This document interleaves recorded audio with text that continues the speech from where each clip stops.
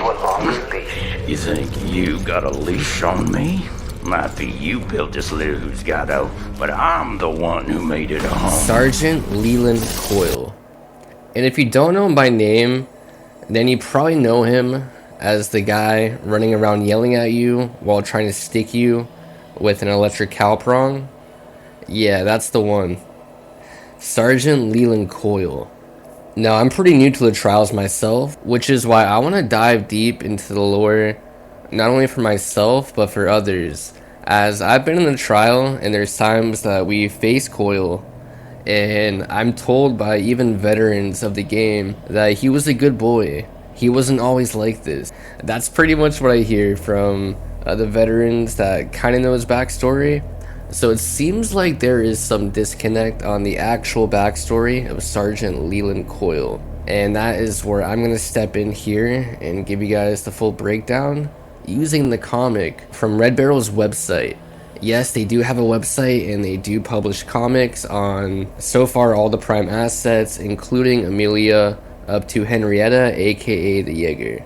It's great artwork. The way they display the information is like a comic, and it kind of puts you in the seat of, as somebody at the Senyala facility, reading up on the file of Coyle to see if he is going to be a good fit as a Prime asset for Project Lathe. And if you didn't know, Project Lathe is the setup of Murkoff facility. What they're doing at Murkoff facility is Project Lathe. This is how the trials begin. Alright, so first piece of information from Clyde Perry, Wichita, Kansas, to A. Bradley Avellanos, Senyala facility. February 16th, 1956. Cross state lines to file report following Alchin with Oklahoma law enforcement. Summary below of surveillance/research of Sergeant Leland Coyle of Blackwell, Oklahoma. There is anecdotal evidence of abuse of animals and sexual assault as a child, leading to military academy education. Teenage criminal tendencies kiboshed by recruitment into the local Ku Klux Klan chapter. That's a great idea, brother! Yeah! So, Coyle, was he a good boy? I don't think he ever was. Did he have a troubled past? Quite possibly, as there is evidence of sexual assault as a child, which I believe is indicating that Coyle himself was a victim of that sexual assault, leading him to abuse animals. So it's typical serial killer nature versus nurture. And honestly, it seems here that Coyle, this was his outlet, as sadistic as it is, but we do see this when someone is traumatized, or they just have that urge as a young kid with no reason. They tend to kill animals first, which is the first red flag of a serial killer. So was Coyle just a good boy before getting thrown into the Murkoff facility? I don't think so. Alright, so Coyle enters the Ku Klux Klan chapter. That's not a great look for you, brother. I'm just gonna say it now. That's a great idea, brother! Yeah! Not looking good. Married at age 19, wife dies 6 months later after falling downstairs. Leland Coyle then joins the Marines to avoid investigation. Officer of the Year, Leland Coyle. Honor in the Line of Duty, Leland Coyle. Policeman's Benevolence Association Award for Community Excellence, Leland Coyle. Coyle serves 2 years honorably in the Pacific Theater. 3 confirmed enemy kills, 2 suspicious American deaths in his company. I wonder what happened there. Did the former animal murderer and Klan member possibly be the reason for these 2 suspicious American deaths in his company? I don't know. Who knows? But probably.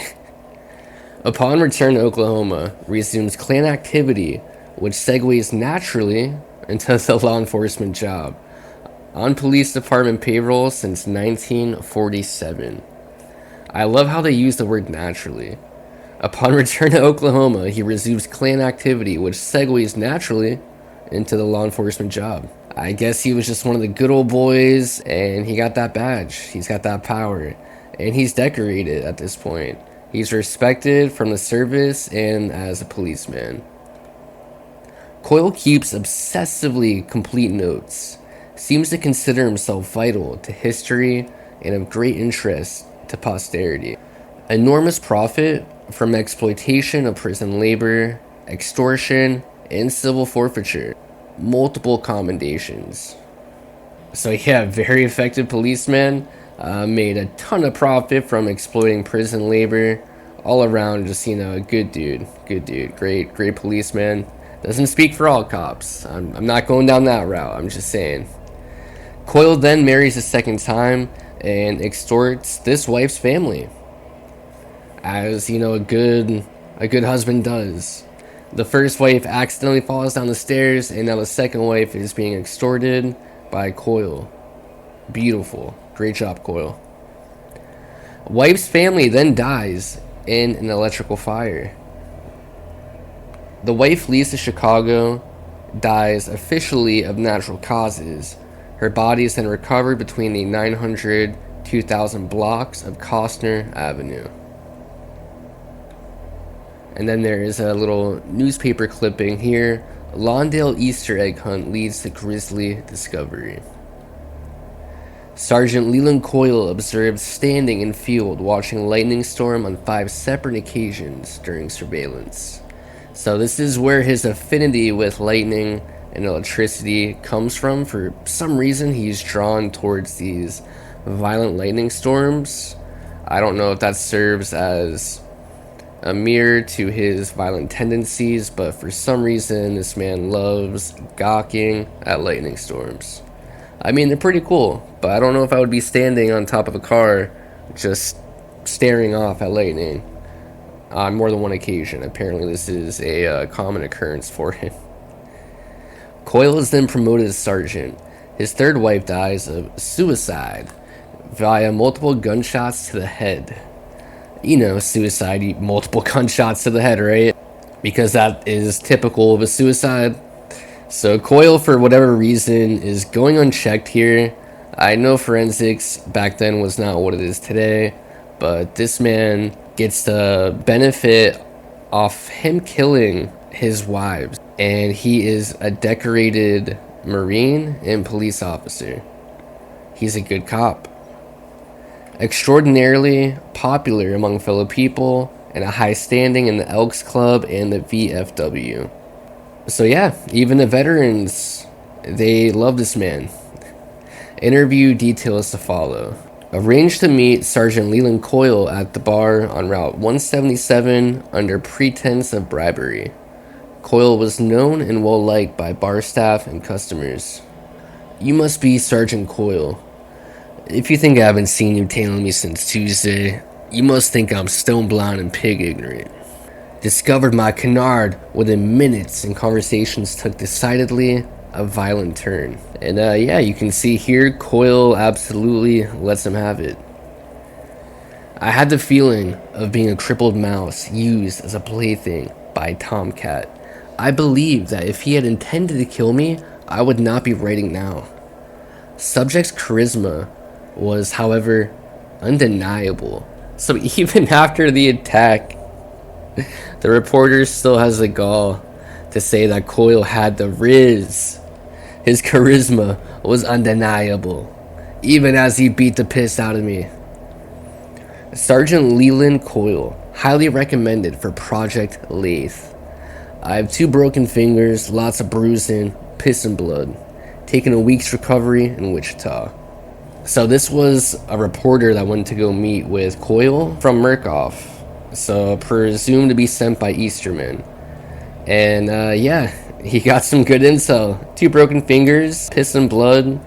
But hey, that's a sign that we have a good candidate for Project Lathe. And there is a transcription note in the same text. It says typo in italics above stet.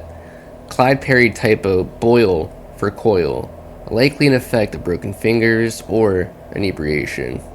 I mean, yeah, it's easiest mistype if you got some broken fingers there. We now have a shot at what I thought was Amelia. However, I don't know if this is. I need to dive into Amelia's backstory more. This could just be a scientist at the beginning of Project Leaf at Murkoff facility, and she is checking over the recommendation for Detective Coyle, and this is the point where they bring Coyle into the trials. So was Coyle just a good boy before he was taken by Easterman in the Murkoff facility? I honestly don't think so, and part of me feels like even if he didn't know what Easterman had planned for him, that he would have no problem participating as a prime asset in the Outlast trials. What we have here is a broken man who was possibly very hurt as a child, and he never rebounded from that. Instead, he profited off the misery of the lives that he took. He profited off of 3 of his wives, whom all ended up dead. One of them with multiple gunshots to the head, which was ruled a suicide. How does that even make sense? But again, this was the 50s. Forensics not so great. Investigations apparently pretty lackluster. So, all right. And we do have the official date here of April 1958 is when who I thought was Amelia, but the scientist here is taking a look at the recommendation for Coyle. So we can take that as a pretty good timeline of when he actually became a prime asset of Murkoff facility. Now, that was the comic. That was the official comic from Red Barrel, the creators of Outlast Trials. There is a lot more information on Coyle that's not specifically in there with the comic. The comic is just a really cool visual guide giving you more of a background. Alright, so real quick, extra information here on Coyle. Sergeant Leland Coyle is a prime asset and one of the antagonists in the Outlast Trials. He is a corrupt and delusional police officer obsessed with maintaining his own distorted notion of the law, who enjoys electrocuting and sexually assaulting people with his shock baton. Keep that baton away from my ass, brother. That's all I ask. Leland Coyle was born in 1923 in Blackwell, Oklahoma, a small yet well-known sundown town. The meeting I was referring to earlier, this was in February of 1956. Coyle encounters Murkoff's Clyde Perry at a bar on Route 177. While chatting, Coyle drank alcohol heavily and casually ate nuts from the table. Perry's pretext was bribery, but Coyle quickly discerned his deception. The interaction turned physical, resulting in Perry sustaining those 2 broken fingers, extensive bruising, and urinary complications. He was pissing blood. And this was the incident that segued from Coyle officially being recommended for Project Lathe. Now, the specifics of Coyle's recruitment into Project Lathe still remain unknown, although it does seem very unlikely that he was recruited from a prison or asylum, unlike Mother Gooseberry and Franco Barbie. Now, what happened to Coyle after he was brought into Project Lathe?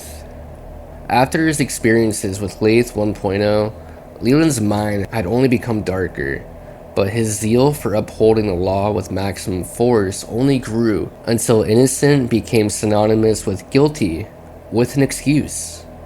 Now, he roams his assigned trial environments, dispensing his brutally effective form of justice to any caught up in his twisted and sadistic gaze.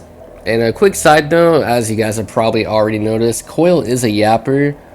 He is the most vocal of the X-Pops so far. The only one giving him a run for his money is Franco Bambino. So he will be screaming to you about the law that he knows so well about. This man is the pinnacle of justice, call him Batman. And you're going to see that blue glow of his prong as he chases you down. Now, as he does chase you down, you have this knowledge. You can say, hey, Coyle, fuck you, brother. You racist, sadistic piece of shit. No longer do you have to be confused and thinking that, hey, this was once a good boy. What happened to him? And that might be the story for other prime assets that we're going to be talking about later on. This is going to be the first entry in Tales from the Trials, as I really want to dive deep into the lore. Before moving on to another prime asset though, I'm going to do a deep dive into the Outlast trials, how it takes place during the Cold War, and how this all really came to be, being led by Dr. Easterman. After we finish that, we'll move on to Gooseberry and keep going. I also stream Outlast weekly on my Twitch, Daytriptv, so if you guys want to see some gameplay or run some trials with me, feel free to join. I've only been playing the game myself for a couple months now, and that's why I really want to dive deep into the lore. So if any of this is interested you at all, please consider leaving a like, as it does help the video reach more eyes. And I just want more eyes on this game. I mean, since Amelia, season 2.5 to season 3, with the Jaeger coming out, there's been a huge ramp going from 100 to 200 views on Twitch to 2,000. And that makes me super excited. So I hope to be a contributor for creating content of the Outlast trials. It's a fantastic game, a beautiful experience as sadistic it is. And if you guys just want more general information on Outlast, including guides that I'm going to be cooking up, consider subscribing to the channel as well. I also do make videos on Dead by Daylight and other things, but if you're just here for Outlast, that's perfectly fine, as there will be a lot of Outlast content on the way. I appreciate all of you for tuning in to Daytriptv.